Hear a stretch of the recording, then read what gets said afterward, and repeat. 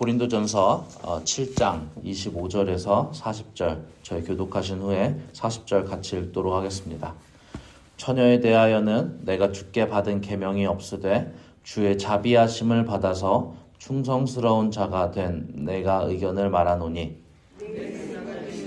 좋으니 곧 이만큼 하나님으로 말미암아 사람이 그냥 지내는 것이 좋으니라. 내가 아내에게 매었느냐 노이기를 구하지 말며 아내에게서 노였느냐 아내를 구하지 말라.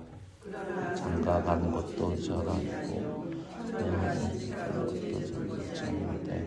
이런 이들은 육신의 고난이 있으리니 나는 너희를 아끼노라.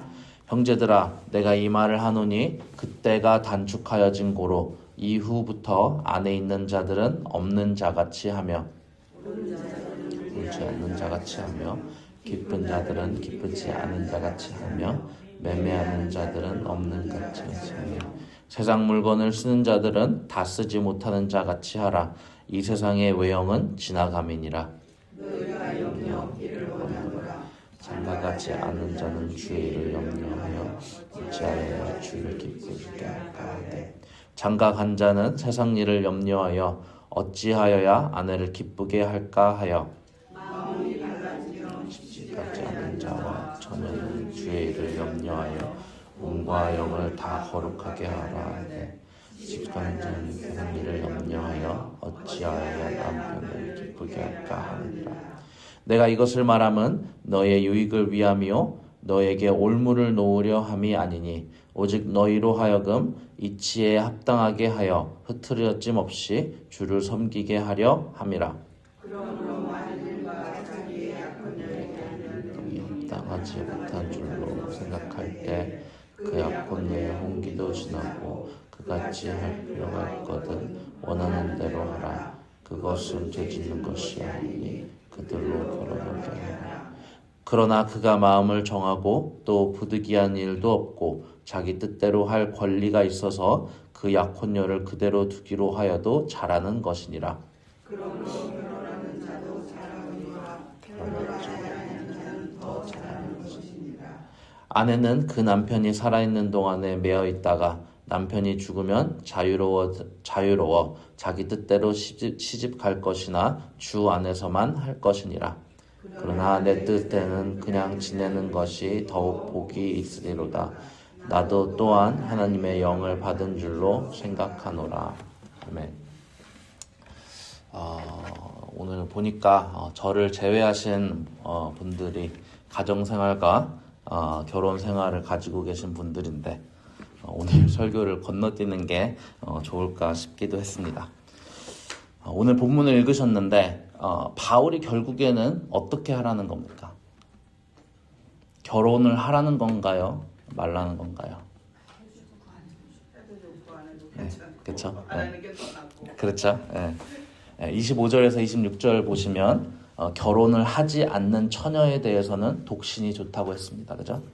27절에서 28절 보시면 결혼한 남편은 이혼을 하려고 하면 안 되고 이혼한 남자는 또 재혼하지 말라고 합니다. 32절에서 34절을 보시면요. 총각들은 주를 또 남편들은 아내를 기쁘게 하는 일에 매진해야 하고요. 처녀들은 주의 일을 아내들은 남편을 기쁘게 하는 일에 매진해야 한다고 권고하고 있습니다. 약혼을 한 상태에서도요.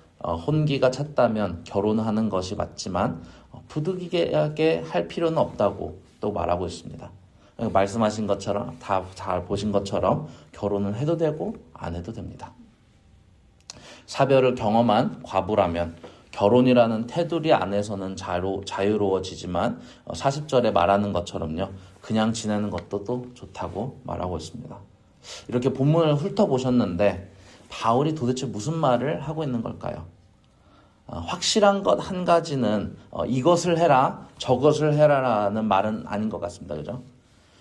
그렇게 말했다면 저희 속은 좀 시원할 수 있을 것 같은데 오늘 본문에서 사도 바울은요 결혼을 하는 것과 하지 않는 것에 대한 이원론적인 평가를 하지 않습니다. 그런데 바울이 한 가지 확실하게 말하는 것이 있습니다. 결혼한 사람과 안 한 사람 모두 나 자신 아닌 누군가를 기쁘게 하는 삶을 살아야 한다고 말하고 있습니다. 그죠? 두 그룹의 사람들 모두 35절에서 말한 것처럼요. 이치에 합당한 삶을 살아야 하고 흐트러짐 없이 주를 섬겨야 합니다. 다시 말하면 어떠한 상태에 있든지 기혼이든지 미혼이든지 사별이든 재혼이든 바울은 고린도 교회 사람들이 주를 섬기는 삶을 원한다고 말하고 있습니다. 그 자리에서 이치에 맞게 흐트러짐 없이 살기를 권면하고 있습니다. 특히 26절과 29절에 나오는 곧 임박한 환난과 단축하여진 때, 그리고 30절에 나오는 이 세상의 외형이 지나간다는 표현을 보았을 때요, 바울이 예수님을 따르는 고린도 교회 성도들마저 지금 고린도 교회 성도들마저도 세상의 걱정과 불안에 휩싸여 살고 있는 것을 고발하고 있는 것은 아닌지 모르겠습니다. 저희가 고린도 교회가 이때 당시에 직면한 문제가 무엇이었는지 확실하게 알 수는 없지만 오늘 본문에서 바울이 하는 이야기는 오늘 우리의 이야기와도 맞닿아 있습니다. 우리가 사는 오늘날의 현실을 바라보면요, 사회가 이렇게 공포나 또 질투를 많이 주입시키는 것 같습니다. 그죠? 그래서 저희 안에는 저희가 가지거나 누리지 못하는 것들을 탐내면서 오늘을 많이 살아가곤 합니다. 그러니까 바울이 하는 말을 일반적으로 표현하면 남의 떡이 더 커 보인다 라고도 표현할 수 있는 것 같고, 영어로는 the grass is greener on the other side 이렇게라도 표현하는 것 같습니다. 그죠? 그러니까 외로운 미혼 남녀들은 결혼이 답이라고 생각할 때도 있고, 고되게 결혼 생활을 하고 계신 분들은 이혼이 답이라고 생각하는 분들도 혹 있습니다. 돈이 없을 때는 부자가 되는 것이 현재 직면한 불행들을 없애는 방법이라고 착각하기도 하고, 자신의 허탈감과 무료함을 사람과 수많은 일들로 채워내려는 사람들도 있습니다. 그런데 바울은 세상의 그 어떤 방법이나 모략이 우리의 문제를 해결해 주지 않는다고 말하고 있습니다. 여기 가면 저거 하면 이 학교를 나오고 어떤 직장을 다니고 얼마를 벌고 누구랑 결혼하고 어디에 산다고 한들 우리의 근원적인 문제를 해결할 수 없다고 얘기하는 겁니다. 근데 저희는 그런 답을 원합니다. 바울이 오늘 본문에도 결혼을 하라는 건지 말라는 건지 확실하게 얘기하면 좋겠는데, 바울은 오늘 본문을 통해서도 말하는 것 같이 결혼을 해라 하지 말라는 답을 말하는 것보다 제3안을 얘기하고 있는 겁니다. 결혼을 해야겠다면 하는 것이고 하지 않겠다면 하지 않는 것입니다. 그런데 더 중요한 것은 하고 안 하고의 문제를 넘어서 오늘 주어진 우리의 한계와 상황 속에서 하나님을 섬기고 있냐는 질문을 하고 있는 겁니다. 6장 저희가 이제 엊그제 이렇게 보셨겠지만 6장 19절 20절에서 바울이 이렇게 말했습니다. 6장입니다. 6장 19절 20절. 너희 몸은 너희가 하나님께로부터 받은 바 너희 가운데 계신 성령의 전인 줄을 알지 못하느냐. 너희는 너희 자신의 것이 아니라 값으로 산 것이 되었으니 그런즉 너희 몸으로 하나님께 영광을 돌려라. 그죠? 우리 자신이 그리스도의 값을 주고 사지게 되었는데 그 몸으로 하나님께 영광을 돌려야 하지 않겠냐고 질문했습니다. 그리고 나서 바울은 7장 전반부에서 음행에 대한 가장 직관적인 해답으로 결혼을 얘기했습니다. 그죠? 그런데 재밌는 것은 어제 보셨겠지만 본문에서 어제 본문 7장 17절에서 24절을 보면 할례 받은 사람, 할례 받지 않은 사람, 그리고 주종 관계에 대해서 얘기하고 있습니다. 생각해, 이 문맥을 보시면 결혼 얘기를 하다 갑자기 중간에 왜 다른 데로 샜을까요? 그러니까 뭔가 흐름이 좀 끊기지 않습니까? 그리고 오는 본문 또 결혼 얘기를 하잖아요. 결혼 얘기를 하는데 중간에 종과 상전의 이야기, 할례에 대한 얘기를 왜 했을까요? 저는 그러니까 성도님들이 성경을 읽었을 때 이 문맥을 봤으면 좋겠습니다.